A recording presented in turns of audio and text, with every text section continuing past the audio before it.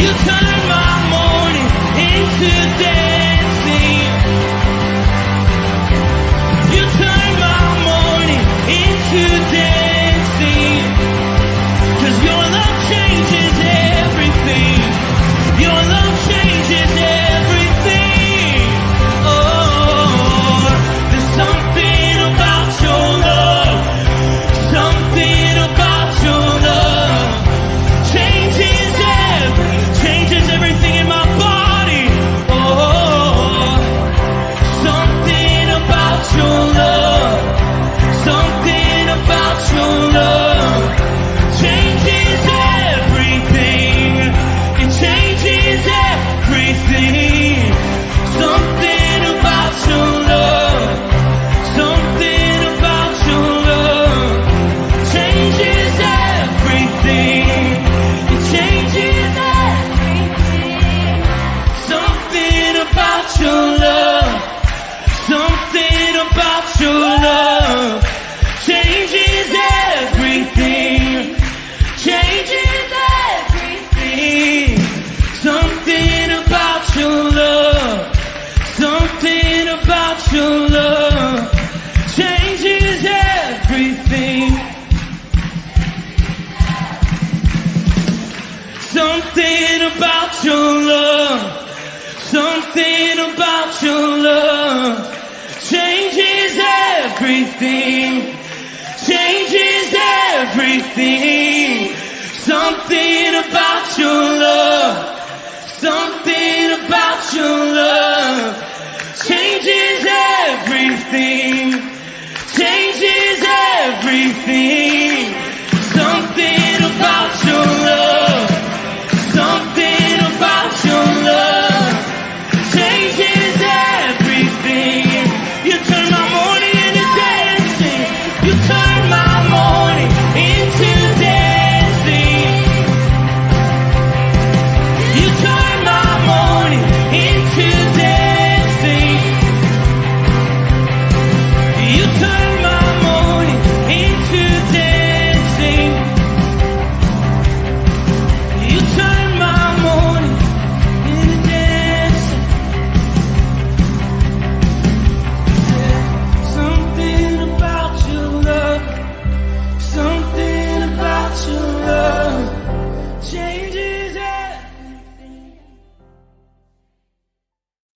Good morning, Rooted Men. Pastor Tom, Firmly Rooted Ministries. It's Monday morning, and it is the Monday of Holy Week. If you're used to those kind of terms, we celebrated Palm Sunday. Also, just want to put out a pitch there for our last week of Jesus's Life Bible study. If you missed it yesterday, during the Bible study, which is recorded in all the places, Facebook, YouTube, X, Rumble, you can go back and take a look at the Bible study from yesterday, where we did what did Jesus do on the Sabbath day, Saturday. Then during the sermon, we did what did Jesus do on Sunday. Tonight, 7 o'clock, Tuesday, Wednesday, Thursday, Friday, all at 7 p.m. We're going to be going through what Jesus did on Monday, Tuesday, Wednesday, Thursday, Friday, obviously Good Friday, the crucifixion, and then culminate this whole thing on Easter. Would love to have you on board, love to have you involved, love that you would share those videos on your different social media sites. What a way just simply to scatter some seed, right? We're supposed to be light to the world. We're supposed to scatter seed. That's one way to share, and would hope that you might do that. Some pretty profound responses even already from yesterday's service and Bible study. So hope you get a chance to catch up and join us tonight. And yes, we will live stream, which means we'll be out there on a couple Facebook pages, a few YouTube pages. We'll be out there on X. So we'll pull that all together. But I hope that it's a blessing to you. It's a blessing to me every year as we get it done.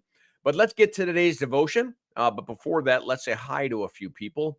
Let's pass by me, since you know that I'm on board. By the way, isn't it nice? We're going to have some warmer weather this week. Back to spring. Not bad. Chuck, good morning, men. I'm out there on X. Good morning, Rooted Men. Bert, good morning. Ken, good morning, fellow brothers in arms. Steve Ponoworski, good morning. Eric, good morning. Chris Connolly, good morning. We have got 32 people on board, which is an amazing number given what we were doing just a month ago. Thank you for all of you who might be joining us on the Firmly Rooted Oxford page, as well as our X page. For FR Oxford is our streaming site. All right, let me pull up the text and let's get at it. It's just a few verses, but profound. Remember that this is during the last week of Jesus's life, and there's this recording from Mark that Jesus watched people as they were bringing in their offerings. There were these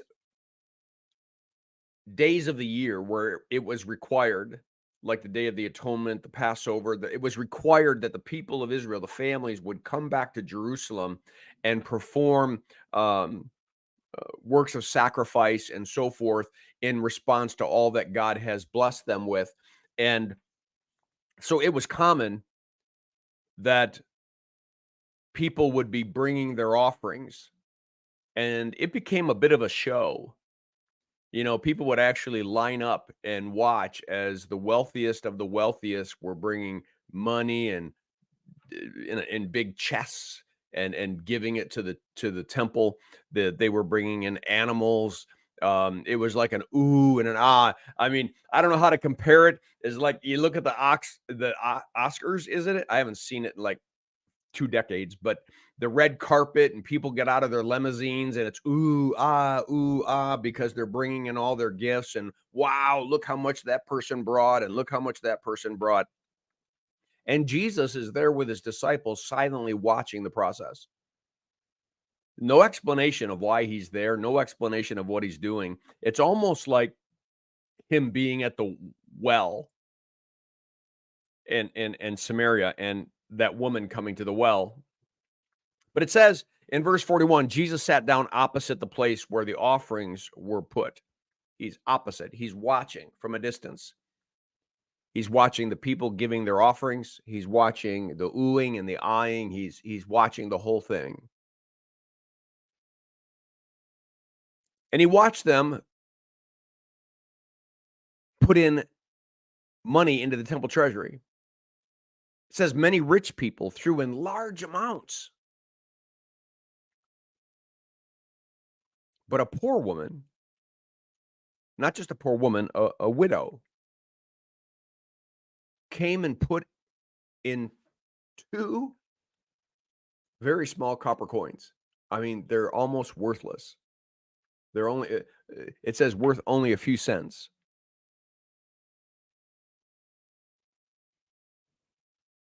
And now Jesus wants to speak, calling his disciples to him. Like, come here. This is a teachable moment. They have to be wondering, why are we watching this process? Why are we here along with all these other people, watching all these people giving their gifts, and look at me and look at me and look how much I'm giving? Jesus doesn't say anything until this one poor widow drops in these copper coins.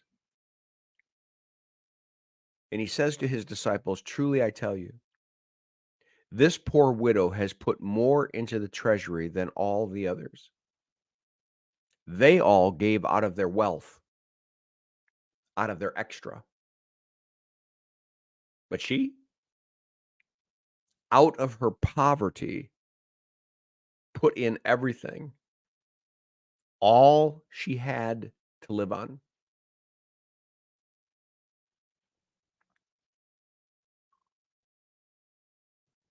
He's not talking about money. He's talking about the attitude of the heart. We just talked about how on Saturday, Mary breaks open a alabaster jar of perfume worth a year's wages. Imagine your year's wages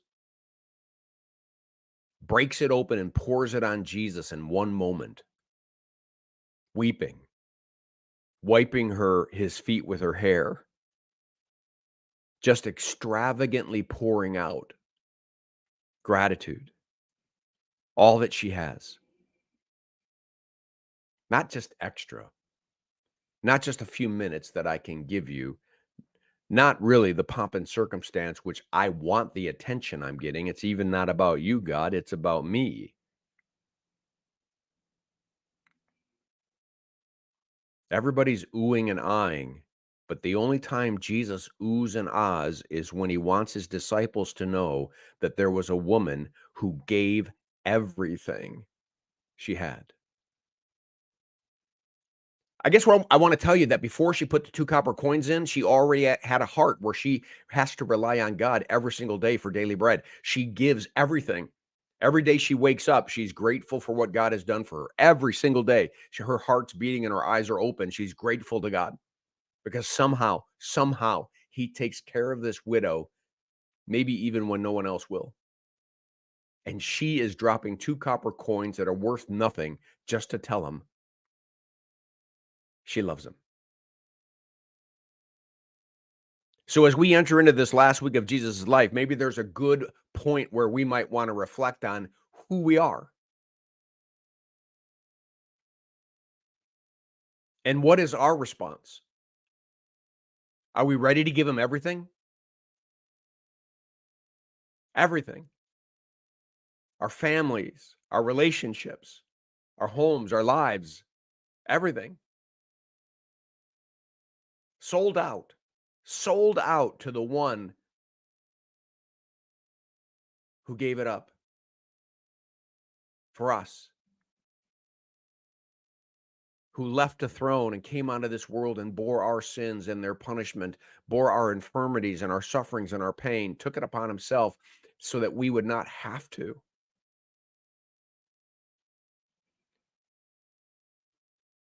Are we still so close-fisted that we kind of like Scrooge, pull the money right out of our little bag and drop it in reluctantly, or are we open-handed, dropping it all, dropping everything, God? It's all. Whatever I do, I'm doing it for you.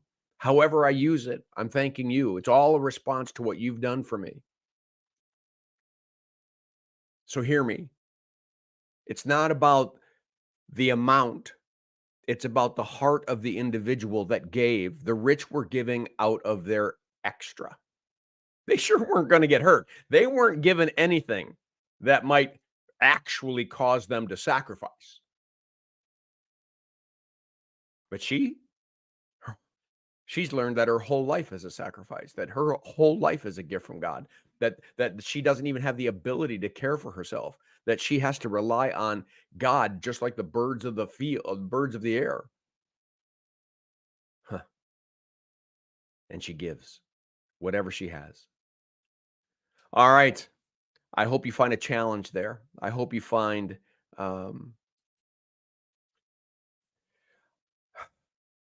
hope we all find a challenge there.